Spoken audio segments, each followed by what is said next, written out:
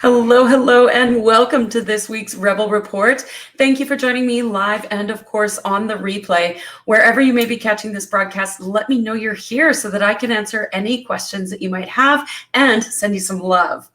So those of you who don't know me, who are just getting to know me, my name is Cindy. I'm a quantum numerologist and wealth activator, and I am passionate about the redistribution of wealth on the planet.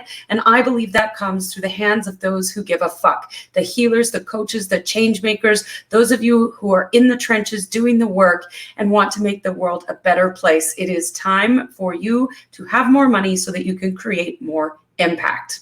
So let's dive in. Just like we can predict the weather, so too can we predict the energetic influences that we'll be experiencing in the time ahead so that we can leverage that to our advantage. And this week coming up, happy Friday, Michelle. This week coming up for the week of June 28th, we've got some shifting in energy as we move into the month of July.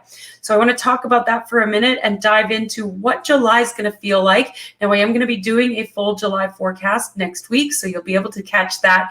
But I really want to talk about the shift in energy next week. So we start off the week on a 3 energy day on Monday, and then we have the 4-5 Tuesday, Wednesday, and then Thursday, as we shift into July, we move from a 2 energy month to a 3 energy month, and we skip a beat. That's what happens when we move into a new month, is we have an interruption in energy where we actually go back to the 4 and the 5 again. So Thursday, Friday is a 4 and 5 energy day. So what does all this mean? That's a whole bunch of numbers. And what does it actually mean? So the invitation for us this week, and to really land into that creative energy of July, let's talk about July first. July is a 3 energy month. Now that 3 wants an amplification of creation, not just an amplification of creativity, but creation. So let's talk about that for a minute. The difference between manifesting and creating.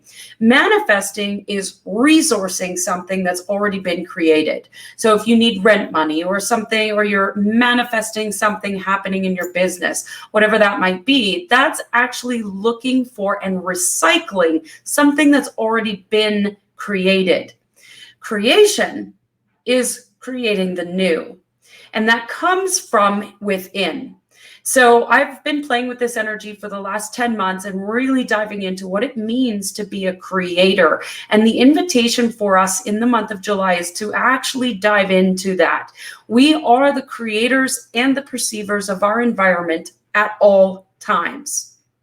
So if you feel that there's things outside of you that aren't in alignment with what you want, if you feel like you're perceiving things outside of you that don't match what the life and the experience that you want to have, guess what? You created that. But it doesn't mean that you're still creating it in that moment. It means that you created it in the past, and now you're seeing the evidence of it. But here's the thing. If you're making it all up anyway, you may as well make it really fucking good. So that 3 energy can go either way. It can go into worry, doubt, insecurity, if those are the thoughts you're thinking, because that's what you're creating. But the 3 can also go into creativity, bliss, joy, wealth, all of the amazingness, experiences, if those are the thoughts you're thinking. The thoughts that you think in July will amplify. Hey, that rhymed. Look at that. The thoughts you think in July will amplify. Remember that. You get to choose what thoughts you think. You are the creator of your thoughts. Thoughts are nothing but energetic debris flying around, and then you grab a hold of one of them and you give it meaning. And the moment you give it meaning is when you start to put that into a biological feedback loop, where all of a sudden you're starting to see physical evidence of the thoughts you're thinking. So think thoughts that support the vision all month of July. Focus on that. Now, let's get to the week, because I'm going to talk about July next week, but let's dive into this week in particular, because we've got that shift in energy. So we're leaning into the creative energy of July, starting on Monday with that 3 energy in July, or on Monday, sorry. But as we go through the week, there's an invitation to put a plan into place, but allow that plan to be very flexible. So as we move into July, there's an invitation to Make a list of all the things you want to create. Get down and dirty with the things that need to get done in your business. Really map out some things that need to move forward, because you'll be able to amplify that in the month of July. But don't be attached to the plan. I don't know if you've noticed, the world's moving real damn quick and things change real damn quick. So as they change, be willing to pivot the plan. The plan for me nowadays is like a bullet point list of all the things I want to do. And then as I'm inspired and as I'm feeling into, okay, what's the next best thing that needs to happen? I'm grabbing things off of that bullet point list without it having to be check, check, check, check, check. Because half the time, the things that are at the top of the list don't even need to be done anymore. So give yourself permission to brain dump and get it all out. Let yourself think about building something new. Let yourself feel into the desire for more, but don't be attached to it. Be willing to pivot, be willing to shift, take up the reins and be the CEO of your business. Allow yourself to step into that CEO energy where you're visualizing and you're taking inspired action. You're not attached to the outcome. You're not attached to the actions, but you're willing to allow yourself to create over here and over there, and allowing yourself to trust that the actions you're taking are moving towards your big vision.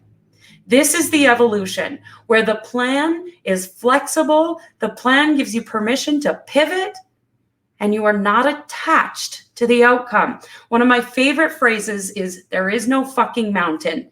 I was notorious for building mountains because as a ruling number 4, I would put a plan in place and it had to be this way and it had to go exactly as to plan. And if anything changed, then I would lose my shit. Here's the thing. Everything changes. It's designed to change. The only thing that I am certain of in this life is that everything will change.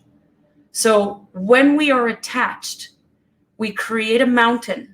When we try to control, we create a mountain. If things feel hard, that's not the right way to go.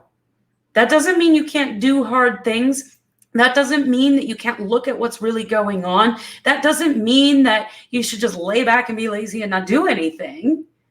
But if it's complicated, if it's difficult, maybe, just maybe, there's another pathway through that's 1,000,000 times easier. So look for the pathway, look for the possibility, and be willing to pivot. Next week's all about the pivot. So buckle up, get ready for change, get ready for the pivot, and get ready to amplify the fuck out of your extraordinary life. I hope you have an amazing week. I love you, I believe in you, and I see your power.